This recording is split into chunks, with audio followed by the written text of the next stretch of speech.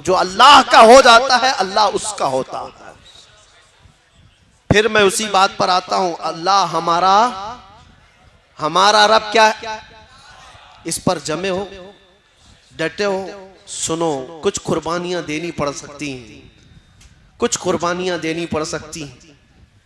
जरूरी नहीं कि हर एक की जिंदगी से कुर्बानी ली जाएगी। वो रब ताला जिससे चाहे अपने नाम पर कुर्बानी ले, जिससे चाहे। तो क्या इस बात से डरकर भागते हो कि अल्लाह ताला की बारगाह में कुर्बानी देने से भागना चाहिए मुझे? सुनो, एक पुराने जमाने की हिकायत है, मैं सुना देता हूं। सुना है कि मूसा अलैहिस्सलाम के पास एक खातून आई, उसके बच्चे नहीं थे, औलाद नहीं थी। उसने आकर के कहा कि आप दुआ कर दे, अल्लाह मेरे हिस्से में बेटा दे दे, बेटी दे दे, कुछ तो औलाद मिले। आपने देखा और कहा तेरी तकदीर में औलाद लिखी नहीं गई, लौहे महफूज में तकदीर में तेरे औलाद नहीं है। वो खातून वहां से मायूस लौटी, रोती गिड़गिड़ाती हुई जा रही थी। बीच रास्ते से गुजरते हुए उसका एक दुर्वेश के पास से गुजर हुआ।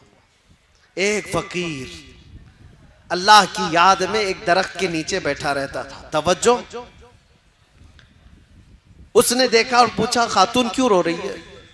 उस औरत ने कहा ऐसा ऐसा है, मैं बरसों से बे औलाद हूं, औलाद मांगने गई तो मुझे बताया गया कि मेरी किस्मत में औलाद नहीं है।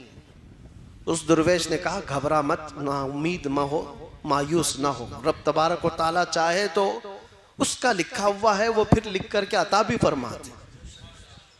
जा अपने घर सजदा कर, मैं दुआ करता हूं। वो औरत गई, रोज सजदा करती थी, दुआ करती थी, और ये दुर्वेश इधर उस खातून के लिए दुआ करता था।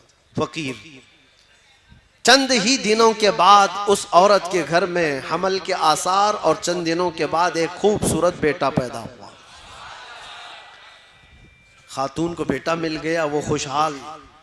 थोड़े दिन उसकी तरबियत करती है, चंद दिनों के बाद दूसरा बेटा भी हुआ, फिर चंद सालों के बाद तीसरा बेटा भी हुआ, चौथा भी हुआ, पांचवा भी हुआ, छठा भी हुआ, सातवां भी हुआ। 7 बेटे हुए। एक दिन हजरत मूसा वहां से गुजर रहे थे, देखा इस खातून को, पूछा ये किसके बच्चे हैं? औरत ने कहा मेरे हैं। तेरे हैं? तू ही वो औरत है जो औलाद के लिए शिकायत लेकर आई थी। कहा मैं ही हूं। कहा फिर कैसे आ गए तेरी औलाद?